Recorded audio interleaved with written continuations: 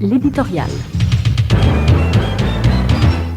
Les Américains commencent à imaginer la fin de l'épidémie du Covid-19, le virus qui a contaminé à date 2 127 000 personnes de par le monde, faisant plus de 141 000 morts, et aux États-Unis même, plus de 653 000 personnes atteintes, et à la date du 16 avril, plus de 30 000 morts.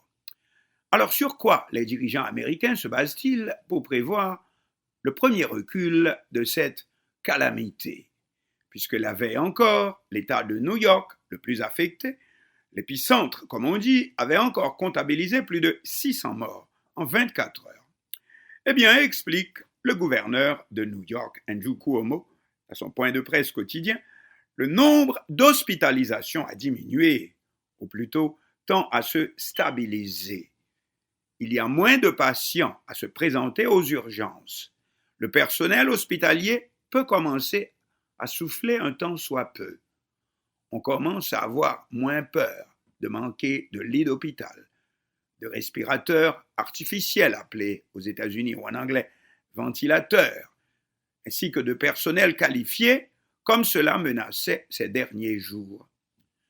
Quoi qu'il en soit, même si cette tendance se poursuit, le nombre de décès par coronavirus, si l'on comprend, ne va pas tout de suite diminuer. Le comptage quotidien risque d'être toujours aussi dramatique et cruel. Parce que parmi les personnes déjà hospitalisées, bon nombre vont continuer à mourir. Pas tous directement de l'épidémie, si l'on peut dire, que par complication, avec d'autres affections déjà présentes chez le patient. On mentionne principalement le diabète, l'hypertension artérielle, des complications cardiaques, car le cœur, les poumons, les bronches sont les principaux organes concernés, mais aussi les PV-VIH ou malades du sida.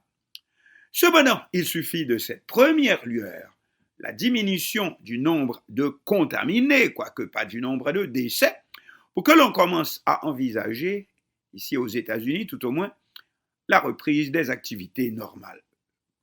Dans un mois ou dans deux, en mai ou en juin. Quoique pour le maire de Los Angeles, pas de reprise des grands rassemblements, comme les rencontres sportives si prisées, basketball, avant l'année 2021, tandis que le maire de Miami a déjà déclaré la fin de l'année scolaire. Car pas si vite, le coronavirus ne va pas disparaître de lui-même. Pas encore que l'on sache, l'épidémie sévit toujours. Le virus continue de par le monde son équipée meurtrière. Bref, me direz-vous, rien n'a changé sur le fond, sauf si l'on vient à découvrir le vaccin qui bloquera ses ravages chez le genre humain. Les spécialistes fixent à ce délai dans pas moins de 12 à 18 mois. Cependant, oui, un changement est survenu ces derniers jours qui crée ce premier sentiment de soulagement, d'espoir, et c'est le grand résultat qui a été obtenu dans l'application des mesures de confinement, rester enfermé chez soi et de distanciation sociale, c'est-à-dire maintenir une distance d'au moins 1,50 m entre les gens dans tout lieu public et encore seulement essentiel comme au supermarché. Les instruments de mesure, agences de sondage, médias, etc., notent que c'est plus de 95% de la population des États-Unis, de plus de 350 millions de personnes qui actuellement respectent ces restrictions. Quand on pense que chez nous, on en est encore à déplorer que des bandes de raras, ces fêtards du carnaval pendant le week-end pascal, refusent de respecter les mêmes dispositions édictées par les autorités haïtiennes. Mais revenons aux États-Unis. Oui, dans un pays plus normal, faut-il bien admettre, car Haïti n'en est définitivement pas un de vraiment normal dans ce domaine. Malgré qu'un touriste venu de New York à Miami en voiture rapporte que quelqu'un, constatant que sa voiture est immatriculée à New York, lui a lancé « Rentrez chez vous, ne nous amenez pas votre coronavirus !»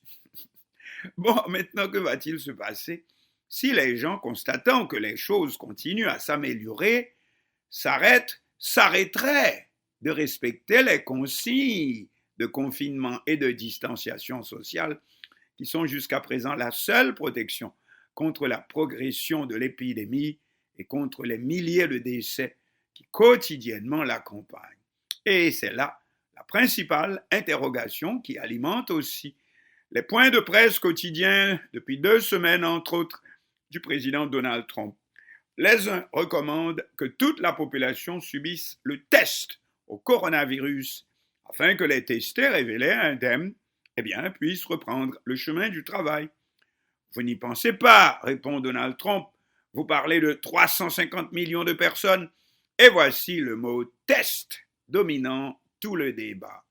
Pour le président, il faudrait une stratégie pour l'application du test, car poursuit-il, il y a des États qui ne sont presque pas touchés par l'épidémie.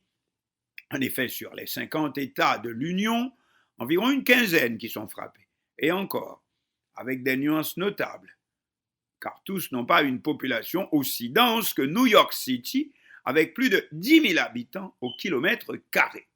En attendant qu'une décision soit prise à propos du test, le débat continue à s'élargir. À quand le retour à la vie normale? Le président Trump, dont ce serait là le coup d'envoi par excellence de sa campagne pour les présidentielles du 3 novembre prochain, se fait soudain très grave pour déclarer qu'il y voit la décision la plus importante qu'il aura à prendre dans sa vie. Reopening the country. Remettre le pays sur ses 2 pieds de première puissance économique du monde. Car avec cette fermeture totale de toute activité économique, industrielle, commerciale, c'est la plus grande crise économique du siècle qui menace.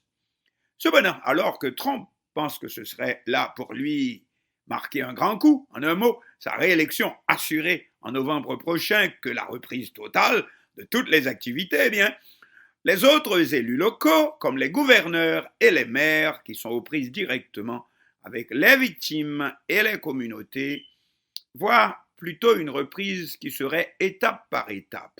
Et d'abord, dès que la situation le permettrait, les écoles et les activités commerciales, ce que le gouverneur de New York, Andrew Cuomo, résume ainsi: les femmes qui travaillent doivent pouvoir déposer leurs enfants à la pouponnière. Mais quand? That is the question. Est-ce la fin du coronavirus?